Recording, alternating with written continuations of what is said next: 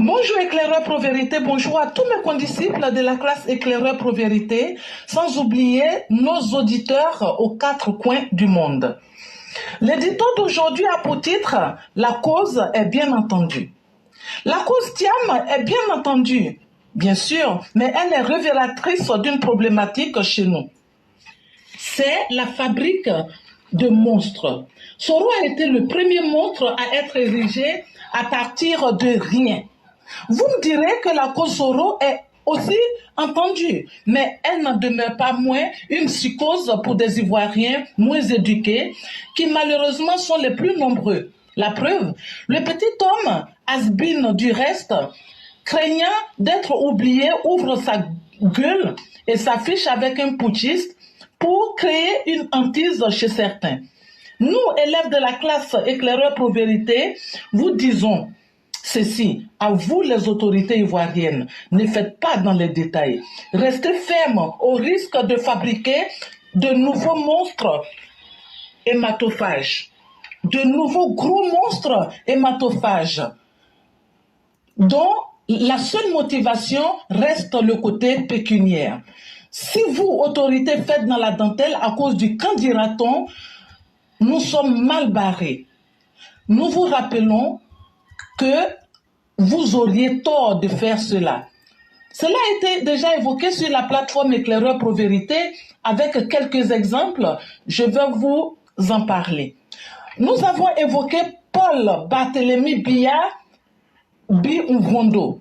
Il a 90 ans aujourd'hui et il dirige le Cameroun depuis 1982, soit 41 ans au pouvoir, sans partage.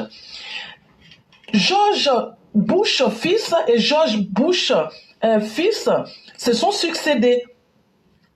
Il y a eu les frères Castro. Qui s'en plaint aujourd'hui?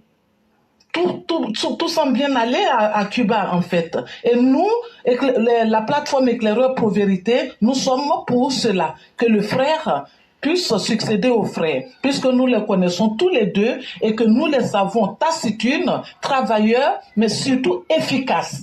Merci et à bientôt.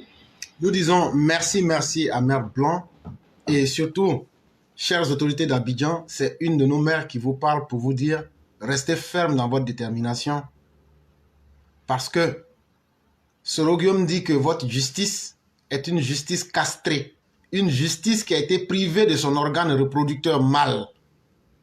Et ça, si aujourd'hui, nous-mêmes vos partisans, on vous avait dit cela, mais aujourd'hui que les criminels viennent vous dire cela, ça veut dire que la justice en Côte d'Ivoire est un véritable problème. Et donc ça rappelle la nécessité d'être ferme. Vos partisans disent que vous n'avez pas une bonne justice.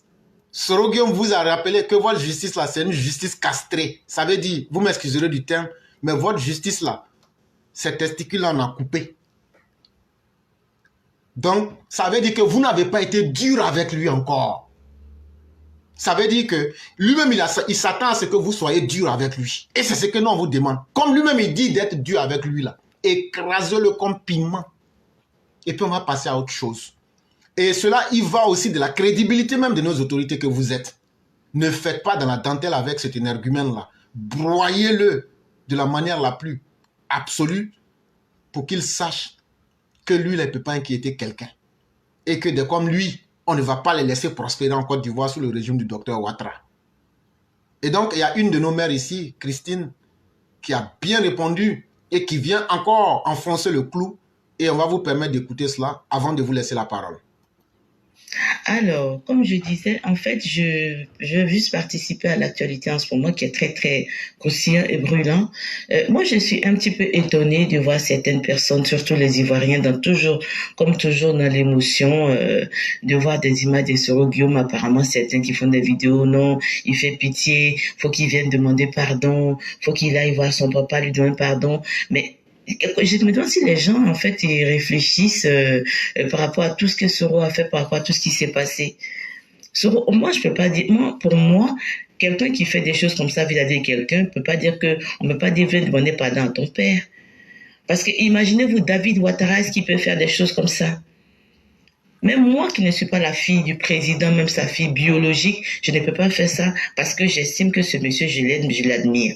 Donc, en aucun moment, même s'il y a des choses qui font que des fois, qui sont, on peut peut-être en discuter ou essayer de dire que non, ça c'est pas, comme ça peut se faire comme ça, ou bien son entourage, hein, pas forcément lui, fait des choses des fois qui sont à discuter, mais à aucun moment, je peux m'élever pour manquer de respect de la manière dont lui, il a manqué de respect. Et aujourd'hui, quand je vois les gens sont en train de dire non, il fait pitié, il faut qu'il ait les gens, il faut qu'on lui pardonne, tout ça. Personnellement, je suis choquée. Alors, parce que c'est comme, je vais pas faire très long, sinon ça va se couper. Donc, je me dis, je suis choquée de voir ça parce que je me dis, Soros, c'est une stratégie. Ce monsieur, moi, j'ai vu une vidéo de quelqu'un qui est au bord de la tombe.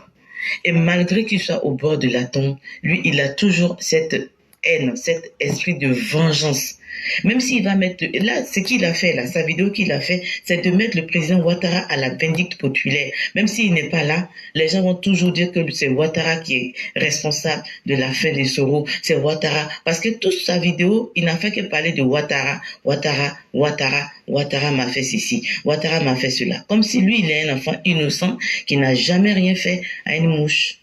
Et donc, moi, je suis vraiment d'accord avec ce que la classe pro-vérité dit. Je suis complètement dans cette optique-là parce qu'il faut ouvrir les yeux aux gens.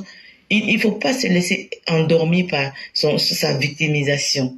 Ce monsieur, il veut se venger de la Côte d'Ivoire, surtout du président Ouattara, jusqu'à son dernier retranchement. Parce que tel qu'il était assis là, normalement une personne qui est dans cette posture-là, tu dois être en train de chercher des solutions pour ta santé. Tu dois pas être en train de venir te victimiser ou d'être en train de lancer quelqu'un à la vindicte. Ce qu'il a fait, c'est de mettre le président Ouattara à la vindicte populaire des Africains et de certains Ivoiriens.